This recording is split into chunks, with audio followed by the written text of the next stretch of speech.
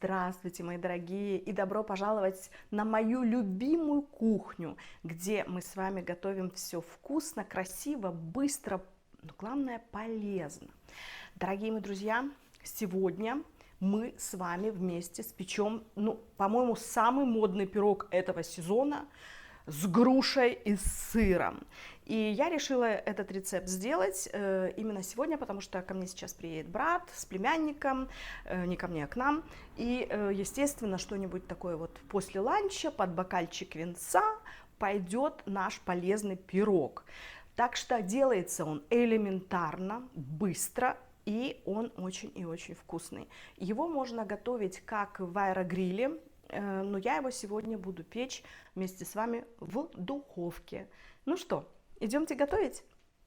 Для того, чтобы приготовить наше блюдо, сегодня нам с вами понадобится противень с пергаментной бумагой, весь я уже застелила, миска для вымешивания, силиконовая лопатка, кисточка, венчик, маленькое полотенце, ну и из продуктов питания немножко растительного масла, которым мы сбрызнем наш пергамент, чуточку тоже меда, это по желанию. 2 яйца, одно у нас пойдет в тесто, а второе мы им покроем наше будущее блюдо. 100 грамм тертого сыра, 3 столовые ложки цельнозерновой муки, видите, у меня там такая вот. 250 грамм сыра. Сыр у нас должен быть тот, который называется камемберт. Также буквально 10 орешков я взяла миндаля. И немножко, чуточку совершенно на кончике ножа соли для баланса вкуса. Чайная ложка разрыхлителя, немножко ванилина, опять же по вкусу. 250 грамм творога. У нас он, как всегда, протертый кварк называется. И 3 груши, которые я порезала вот так вот слайсами. Вот этот набор мы сегодня будем использовать в нашем блюде. Ну что, начинаем готовить. Противень пока давайте отставим в сторону и сделаем тесто для нашего чудо-пирога. Отправляем в миску с помощью силиконовой лопатки или ложки наш творог. К нему же добавляем яйцо, тертый сыр и цельнозерновую муку, которая полезная, и она не будет плохо влиять на наш организм, как высшего качества. Чуточку соли, порошок для печенья, разрыхлитель и ванилин. Это все те ингредиенты, которые нам с вами понадобятся для теста. Теперь это все хорошенечко с помощью ложки, даже без миксера, вымешиваем, чтобы все ингредиенты вошли во взаимодействие. И потом мы это тесто должны с вами выложить на наш противень, который уже покрыт пергаментной бумагой. Если у вас творог такой жидковатый, вот как у нас в Европе, в Дании, во всяком случае, нету нормального творога, да, его можно купить исключительно в каких-то там восточноевропейских магазинах. Так вот, я использую кварк. Это, то же самое, что у вас вот продается, наверное, такой протертый творожок, да. Так, если он у вас жидкий, можно добавить не 3 ложки цельнозерновой муки, а 4. Посмотрите по консистенции теста. Тесто должно быть вот таким, как у нас уже оно и получается. Тесто готово. Теперь мы возьмем наш противень и выложим тесто на пергаментную бумагу, которую мы сейчас должны с вами немножко вспрыснуть растительным маслом. Очень удобная штучка. Я очень люблю эту. Такой вот у меня, видите, прыскалка. Не нужно даже кисточку использовать. И теперь той же самой ложкой мы выкладываем наше тесто в виде коржа. Лучше всего ложечку смочить в воде. И будем его выравнивать, наш коржик. Корж может быть как круглым, так и квадратным или прямоугольным, как вы это сами захотите. Видите, когда лопатка у нас смочена, то все гораздо лучше происходит.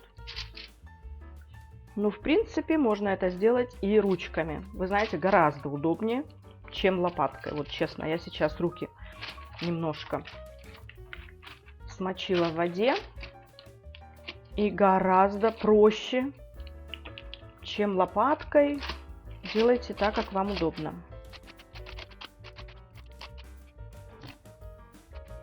Опять же, размер вашего коржа тоже может быть таким, как вы сами того захотите. Я сделаю размер, наверное, как пицца. Мой корж готов.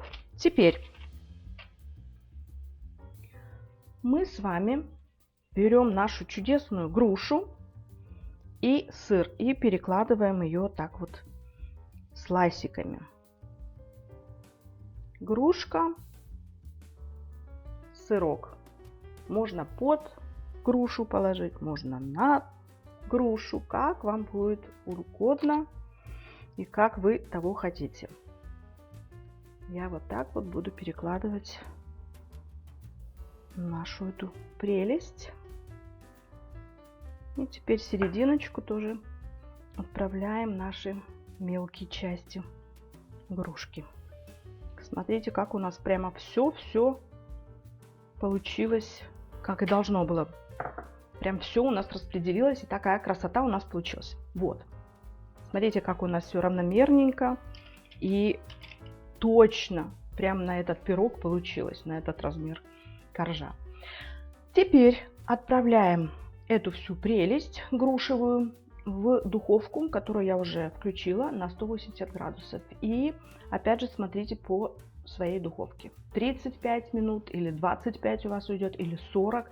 Будем смотреть по виду нашего пирога и по запаху. И скоро встретимся. Спустя 20 минут наш пирог вот так вот уже выглядит.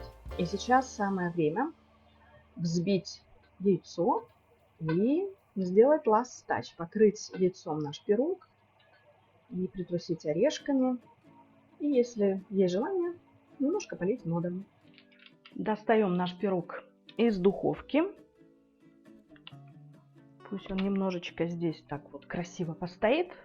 Мы с вами забьем яйцо. Все как обычно, элементарно. Яйцо взбить по-другому нельзя. Ну, разве что можно вилкой еще. Немножко его взбиваем. Теперь берем кисточку и немножечко так его красивенько. Это даст, как обычно, румяность, блеск какой-то и красоту нашему шедевру. Остатки яйца будут у нас для чего-нибудь другого. Я возьму буквально грамулечку меда. Мед должен быть такой, знаете, жидкий. Опять же, те, кто на диете или диабетики, то вам не нужен этот мед. Я просто-напросто немножко полью, потому как к нам сейчас придут гости, и они у нас не на диете. Теперь последний штрих. Я посыпаю эту прелесть орешками. Орешки тоже могут быть не только миндаль, как у меня, это могут быть грецкий орех или вообще какие у вас есть. Просто для красоты. И вот посмотрите, что у нас с вами получается. Остатки прям вот так вот высыплю. Все.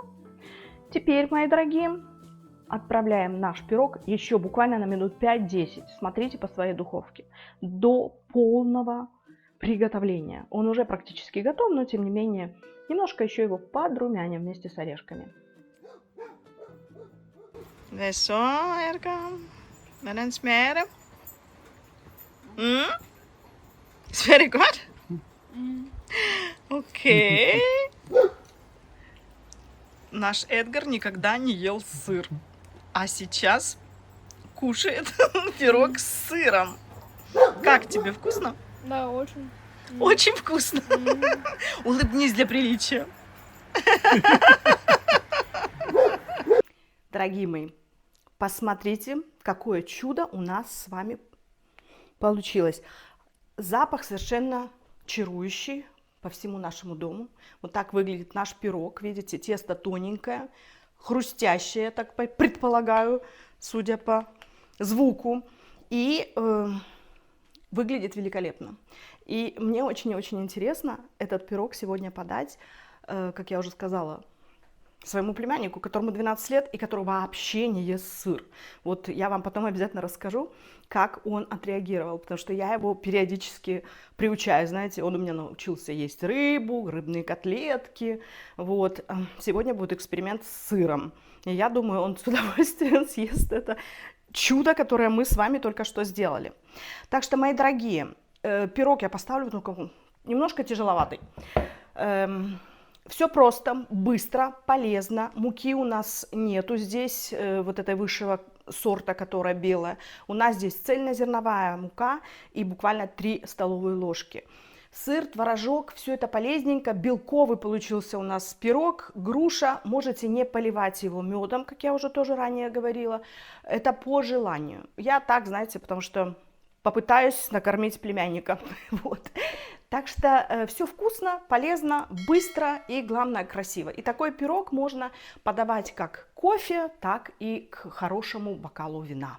Так что, дорогие мои, экспериментируем дальше и делаем новые рецепты.